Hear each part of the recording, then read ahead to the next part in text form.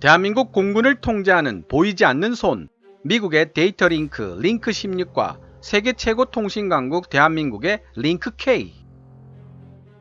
안녕하십니까 KKMD 시청자 여러분. 원래 199화는 198화에서 예고한 대로 4.5세대 전투기 KF-X가 어떤 목적으로 설계된 기체이며 실제로 어떻게 활용될 수 있을지에 대한 이야기를 하는 것이 맞지만, 그 전에 쓰던 원고가 있기도 하고 자료를 좀 더 모아 읽어봐야 할 필요도 있을 것 같아 잠시 미뤄두고 2026년 개발 완성을 목표로 하고 있는 한국형 데이터링크인 링크-K 완성형에 대한 이야기를 먼저 해볼까 합니다. 지난 196화, 일본 최신의 이지스 구축함 마야급이 지닌 가공할 초수평선 요격 능력 CEC, 한국형 CEC의 등장은 KDDX와 함께 편에서 합동 교전 능력 CEC라고 표현되는 무기 체계에 대한 설명을 드린 적이 있습니다. 사격 통제 레이더가 탐지할 수 없을 정도로 먼 거리에서 공격해오는 대공 목표물을 공중 조기 경보 통제기에 데이터 링크를 통한 장거리 미사일 유도 방식으로 요격하는 초수평선 대공 요격 시스템이죠. 원래 미 공군이 사용하던 군용 데이터 링크인 링크 16으로부터 파생되어 나온 것이 바로 미 해군이 사용하는 CEC 네트워크라고 말씀을 드렸는데요. 이 미 공군의 링크 16이 우리나라 공군이 운용하는 전투기들의 운용을 통제할 수 있는 일종의 마스터 키로 사용될 여지가 있다는 이야기를 잠깐 했었습니다. 오늘 캐빈즈 패치워크에서는 이 부분에 대해 집중 조명해 보고자 합니다. 이번 이야기에서 나오는 각종 군사 지식 역시 여러분들께서 인터넷과 각종 군사 전문 서적을 통하면 얼마든지 구할 수 있는 내용들이며, 저는 단지 이를 공부하고 소화해서 이해하시기 좋게 요약하고 있는 입장이라는 사실을 다시 한번 알려드립니다. 사실 데이터 링크 기술은 밀리터리 관련 정보나 자료들을 조사하다 보면 굉장히 자주 접하게 되는 기술입니다. 그도 그럴 것이 전술 데이터 링크는 전술 정보를 디지털로 공유해 공통 상황 인식을 가능하도록 만드는 통신 체계이며, 적군과 아군의 위치 항법 정보, 아군의 무장, 센서, 연료 상태, 전장 상황 등 교전에 필요한 정보를 전달하는 아주 중요한 역할을 하는 존재입니다. 과거에는 이러한 전술 정보를 전달하기 위해 5분에서 6분 이상 걸리는 음성으로 교신해야 할 필요가 있었지만, 데이터 링크 기술의 등장으로 이제는 실시간 정보 공유가 가능해졌습니다. 오늘날 대한민국은 초음속 대한미사일, 한국형 타우루스 공대지 미사일, 해성 개량형 미사일 등 사정거리가 최소 200km를 넘는 장거리 유도용 무기를 개발하고 있는 상황이고, 이런 장거리 무기일수록 목표물이 움직이는 방향과 거리가 크게 변화하기 때문에 반드시 지속적으로 유도를 해줄 수 있는 데이터 링크가 있어야만 합니다. 그 외에도 F-35A 같은 5세대 스텔스 전투기들이 마지막 순간까지 스텔스 기능을 유지하기 위해서는 레이더를 포함한 전파 침묵을 유지해야 하므로, 이 경우에도 데이터 링크를 통해서만 적진을 향해 비행 중인 F-35A 편대에게 전황을 전달해 줄 수 있습니다. 스텔스 전투기가 아닌 F-15K, KF-16B의 경우에도 전자전 등을 통한 적의 전파 교란, 제밍을 뚫고 누수 없이 제대로 된 정보 교환을 하기 위해서는 반드시 데이터 링크가 필요합니다. 이 정도로 현대전에서 그 중요성이 부각되고 있는 존재가 바로 데이터 링크입니다. 대한민국 공군을 통제하는 보이지 않는 손, 미국의 데이터 링크 링크 16. 해외 외신 번역을 통해 현대 공중전과 장거리 요격의 총화로 떠오르고 있는 데이터 링크의 존재를 인식한 이후 관련 자료 조사를 하다가 대한민국 공군이 사용하고 있는 데이터 링크인 링크 16 때문에 대한민국 공군이 미국에 거의 종속되어 있는 것과 다름없다는 한 군사 전문가의 지적을 접하게 되었습니다. 만약 이것이 사실이라면 꼭 한번 KKMD에서 다뤄봐야 할 문제라는 생각이 들었습니다. 꽤 오랜 시간을 들여서 인터넷과 군사 전문 서적 등을 통해 이 문제에 대한 자료들을 찾아보았고 결국 이에 대한 답을 찾아낼 수가 있었습니다. 결론부터 말씀드리면 미국이 자국 데이터 링크인 링크 16을 통해 대한민국 공군의 전투기들을 통제하는 것은 기술적으로 가능한 일입니다. 대한민국 공군 전투기에 탑재되어 있는 링크 16은 미국 태평양 사령부 산하의 미군 연동 통제소 Joint Interface Control Cell JICC의 통제를 받고 있습니다. 우리 전투기들이 링크 16 데이터망에 로그인하는 과정부터 전술 데이터 링크와 연동하는 과정까지 모든 것이 JICC의 통제 아래에 놓여 있습니다. 그뿐만 아니라 링크 16 네트워크를 설계하고 관리하는 권한까지 모두 미국이 가지고 있습니다. 대한민국 공군 전투기가 링크 16 데이터 링크를 사용하기 위해서는 JICC가 매일매일 발급하는 암호키를 받아야만 합니다. 만약 미군 연동 통제소 JICC가 암호키 발급을 거절한다면 F-15K, KF-16V, 심지어 F-35A에 탑승하고 있는 우리 파일럿은 지상 지휘본부와 실제 음성을 통한 무선 교신만으로 지휘체계를 유지해야만 하는 것입니다. 데이터 링크를 통해 1, 2초면 끝날 전장 정보 교환이 5, 6분 이상이 걸릴 수도 있는 음성 통신으로 이루어져야 한다는 뜻이죠. 게다가 음성 무선 통신은 정보 누수의 위험성이 높으며 이 경우 데이터 링크를 사용해야만 유도할 수 있는 장거리 유도 미사일 무기와 유도 폭탄도 사용하지 못하게 됩니다.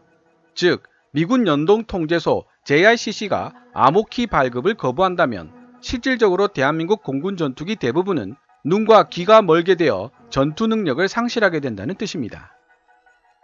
반대로 미국은 링크 16을 통해 한국 공군의 모든 대화 내용과 데이터를 감청할 수 있으며 만에 하나 대한민국 공군이 주변국인 북한, 중국, 일본과의 교전 상황이 필요하다고 판단되는 경우가 생기더라도 미국의 국익에 부합하지 않으면 암호키 해제 하나로 이 모든 상황을 정리해버리는 것도 가능해집니다.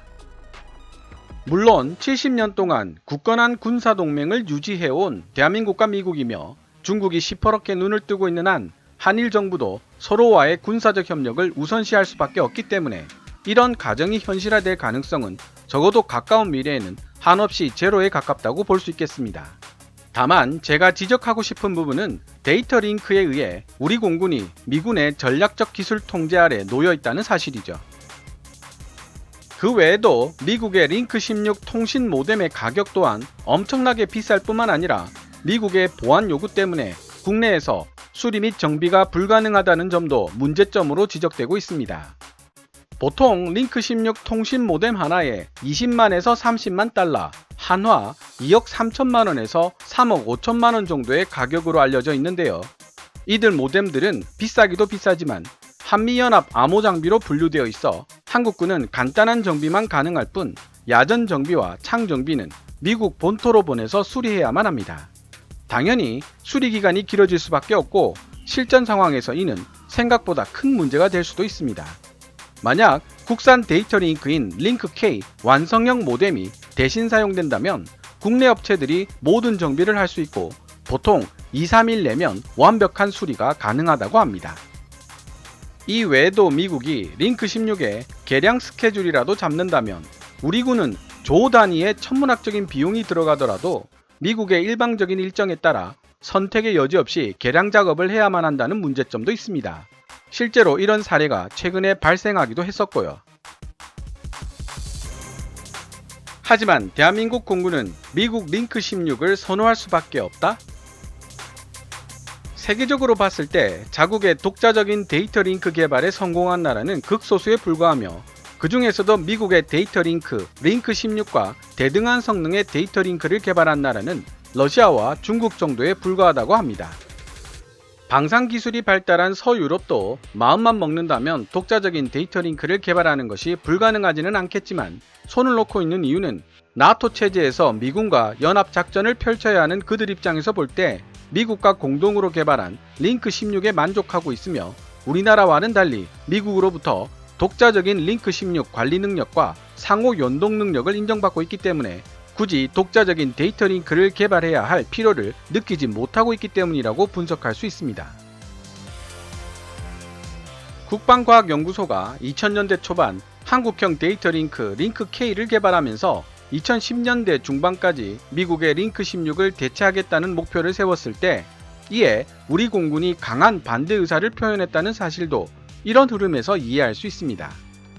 즉 우리 공군 역시 유사시 미 공군과의 연합작전을 중요시할 수밖에 없는 입장이기 때문에 미 공군과 데이터 링크를 연동해야 할 필요성은 말할 필요도 없고, 어렵고 복잡하기로 소문난 데이터 링크 기술이 국내 기술로 언제 제대로 개발될지 알 수 없는 상황에서 마냥 기다리고 있을 수만은 없다고 판단한 것이겠죠.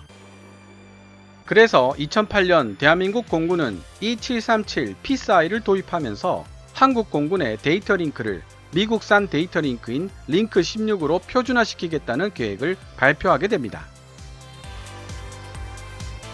세계 최고 수준의 통신 강국 대한민국의 데이터 링크 K.